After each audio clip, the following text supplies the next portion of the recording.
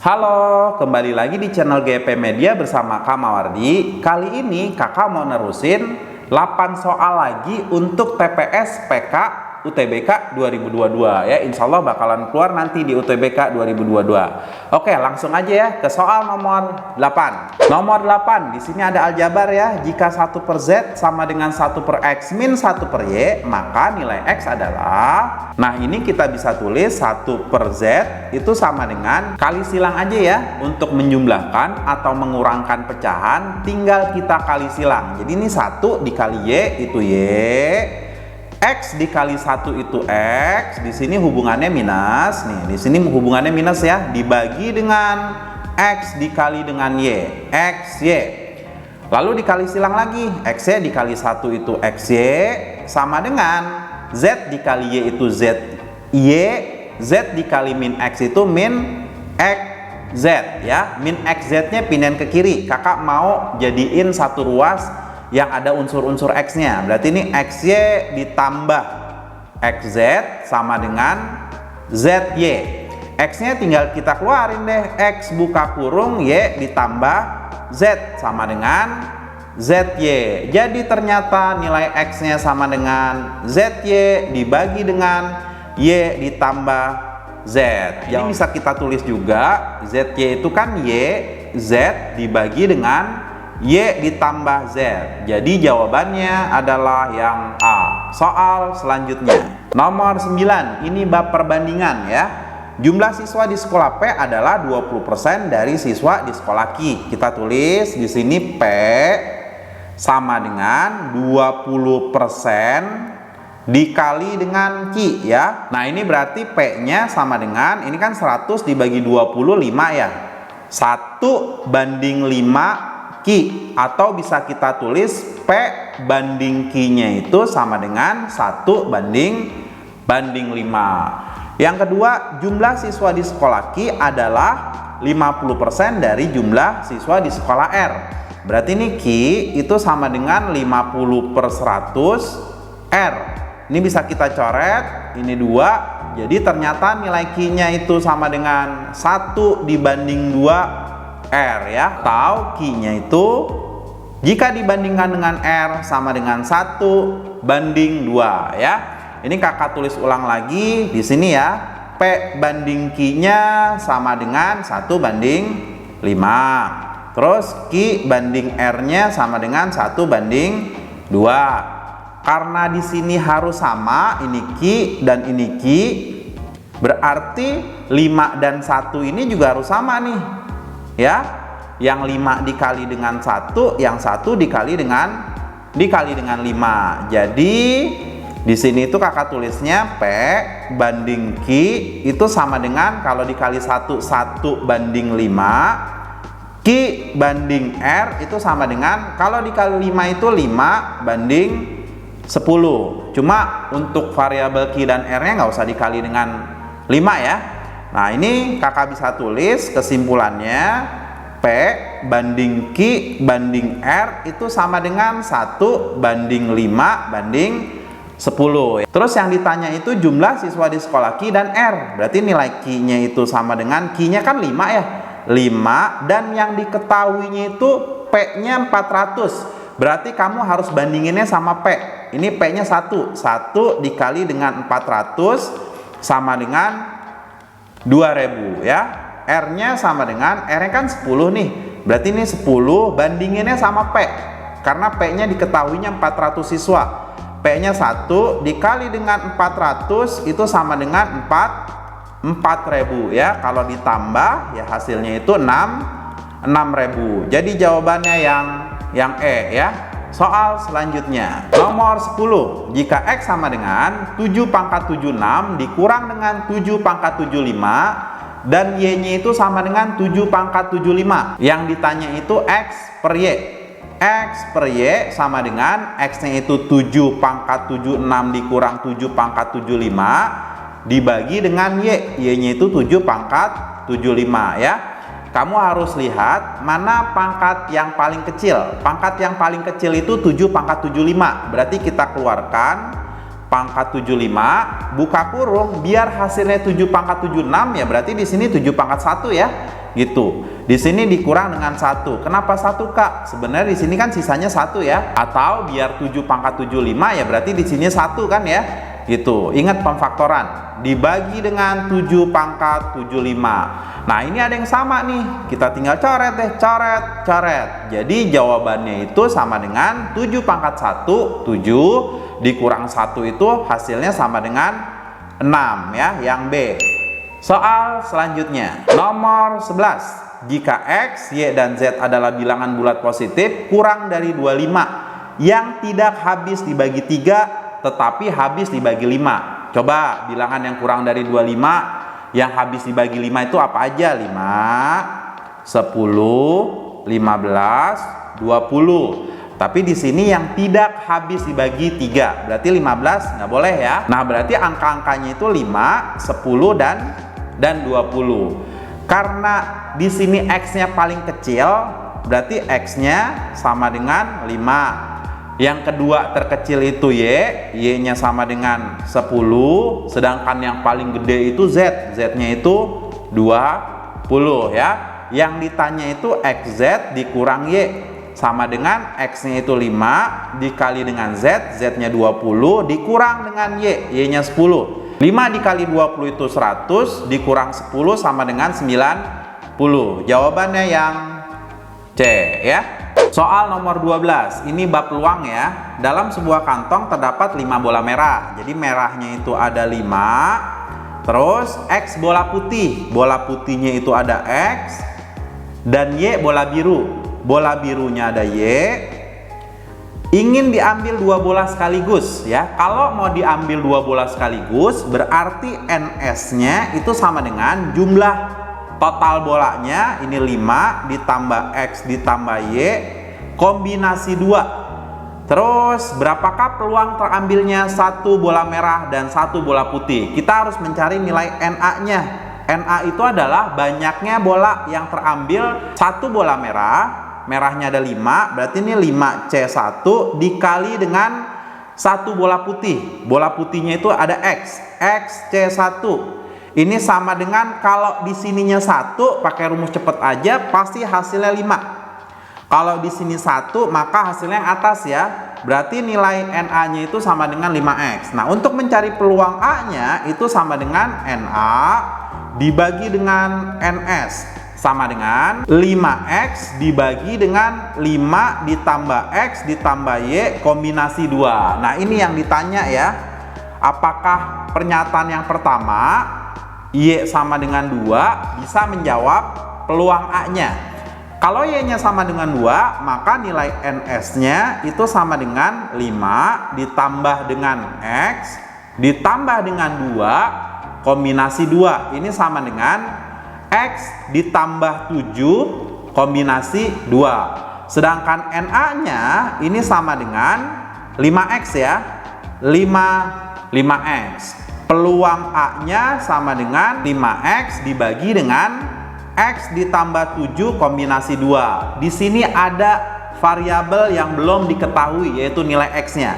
Bagaimana kita bisa mencari peluang A? Kalau nilai X-nya itu nggak ada nih.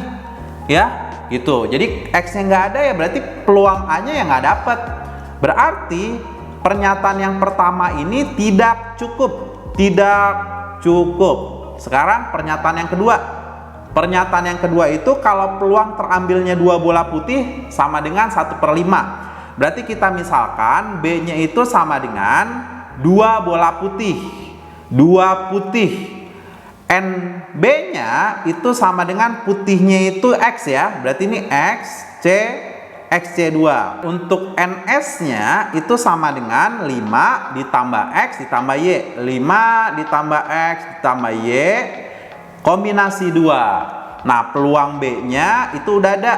Rumusnya itu NB dibagi NS. NB-nya itu XC2 dibagi dengan NS. 5 ditambah X ditambah Y kombinasi 2. Nilainya udah ada sama dengan 1/5. Coba kamu lihat lagi. Di sini ada 2 variabel yang belum diketahui. Nilai X-nya belum ada. Nilai Y-nya juga belum ada. Karena kita mau mencari nilai PA. PA itu kan kita butuh nilai X dan Y ya.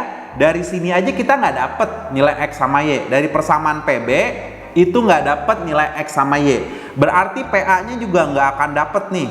Karena PA itu membutuhkan nilai X dan Y. Berarti pernyataan yang kedua ini tidak cukup. Ya. Nah, coba pernyataan yang pertama sama pernyataan yang kedua kita gabung ya. Kita gabung. Y-nya sama dengan 2 dan peluang B-nya itu sama dengan 1/5. Kita mulai dari peluang B. Peluang B itu kan rumusnya X C2 dibagi dengan 5 ditambah X ditambah Y. Y-nya itu 2 ya. 5 ditambah 2 itu 7. Berarti ini X ditambah 7 kombinasi 2. Ini sama dengan 1/5. X kombinasi 2 itu rumusnya X faktorial per X min 2 faktorial dikali dengan 2 faktorial dibagi terus X tambah 7 kombinasi 2 itu sama dengan X ditambah 7 faktorial per terus X ditambah 7 dikurang 2 itu X ditambah 5 faktorial dikali dengan 2 faktorial ya. Ini bisa dicoret nih duanya, coret, berarti kita harus jabarin si X faktorial dibagi X min 2 faktorial. X faktorial itu definisinya X buka kurung X min 1 X min 2 faktorial dibagi dengan X min 2 faktorial. Ini bisa kita coret. Ya, yang bawahnya sama dengan X tambah 7 faktorial itu definisinya X ditambah 7 buka kurung X ditambah 6 selalu berkurang 1 ya. Terus X ditambah 5 faktorial dibagi dengan X ditambah 5 faktorial. Kita coret lagi yang X tambah 5 faktorialnya. Nah, ini sama dengannya nanti 1/5 ya.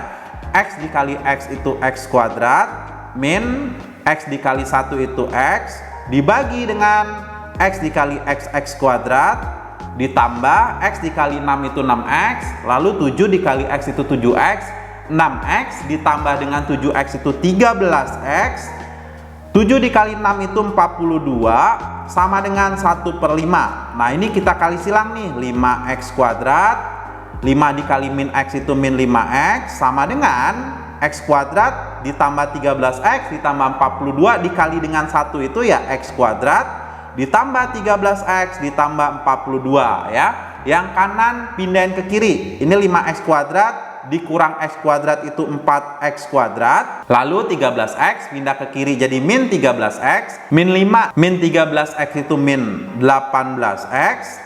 42 pindah ke kiri jadi min 42 sama dengan 0. Ini kakak sederhanakan dibagi 2. 2X kuadrat min 9X min 21 sama dengan 0. Kita cari diskriminannya ya. Diskriminan itu ingat rumusnya B kuadrat min 4AC. B nya min 9 dikuadratkan 81 dikurang 4 dikali 2 8. 8 dikali min 21 itu sama dengan min 168. Ketemu sama min jadi positif 168 dan ternyata diskriminannya itu sama dengan 249 ya. Kalau diskriminan itu lebih besar daripada 0 berarti kita akan mendapatkan nilai X nya. Pokoknya kalau diskriminannya itu lebih besar daripada 0 dia mempunyai nilai X ya. Nilai X nya itu nanti kita cemplungin ke sini, 5 dikali angka berapa gitu ya dibagi dengan 5 ditambah angka berapa yang kita dapatkan di persamaan ini terus ditambah Y nya itu kan 2. Nah, berarti kita akan mendapatkan peluangnya. Kalau pernyataan yang pertama itu tidak cukup, pernyataan yang kedua itu tidak cukup, setelah digabung ternyata cukup untuk menjawab pertanyaan. Berarti itu jawabannya yang C ya. Soal selanjutnya, nomor 13. Fx sama dengan ax kuadrat ditambah bx tambah 5 mempunyai akar-akar kembar. Berapakah jumlah nilai A-nya? Putuskan apakah pernyataan 1 dan 2 berikut cukup untuk menjawab pertanyaan ya. Coba kita cek apakah pernyataan yang pertama itu cukup untuk menjawab jumlah nilai A-nya atau pernyataan yang kedua cukup untuk menjawab jumlah nilai A-nya ya. Ini bab persamaan kuadrat. Jadi kakak tulis dulu persamaan kuadratnya. Fx sama dengan ax kuadrat ditambah bx ditambah 5. Karena ada kata-kata akar-akarnya kembar, berarti diskriminannya sama dengan 0 ya. Diskriminan itu rumusnya B kuadrat minus 4A dikali C sama dengan 0. Karena di sini B-nya itu B kuadrat min 4, A-nya itu A ya. Di sini A dikali dengan C. C-nya itu 5 sama dengan 0. B kuadrat min 4A dikali 5 itu min 20. A sama dengan 0 ya.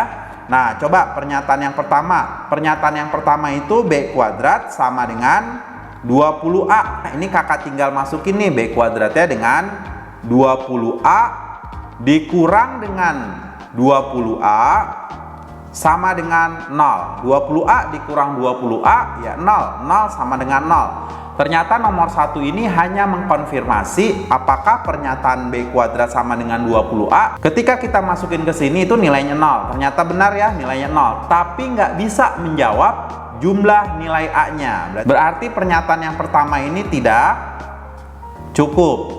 Sekarang pernyataan yang kedua. B sama dengan A minus 1. Tinggal diganti B-nya itu dengan A minus 1 ya. Berarti ini A minus 1 kuadrat dikurang 20A itu sama dengan 0. A min 1 kalau dikuadratkan A kuadrat minus 2A ditambah 1 dikurang 20A sama dengan 0. Jadi A kuadrat minus 22A ditambah 1 sama dengan 0. Nilai A-nya sama dengan 1, B-nya minus 22, sedangkan C-nya itu sama dengan 1. Nah, yang ditanya itu adalah A1 ditambah A2. Kalau penjumlahan persamaan kuadrat itu rumusnya minus B per A ya. Min ketemu min jadi positif, jadi ini 22 dibagi dengan A, A-nya 1, jadi penjumlahannya itu sama dengan 22. Berarti pernyataan yang kedua itu cukup untuk menjawab pertanyaan ya, jumlah nilai A-nya. Kalau pernyataan yang pertama tidak cukup, pernyataan yang kedua cukup, berarti optionnya itu yang B ya. Soal selanjutnya nomor 14. Ini lagi-lagi bab fungsi ya. Jika f 2x min 1 sama dengan 5x min 1 dan f inverse a kuadrat ditambah 1 sama dengan 3 dengan a min 1-nya lebih besar daripada 0, maka nilai a-nya berapa ya? Yang ini kakak bisa tuker. F3 itu sama dengan a kuadrat ditambah 1 ya.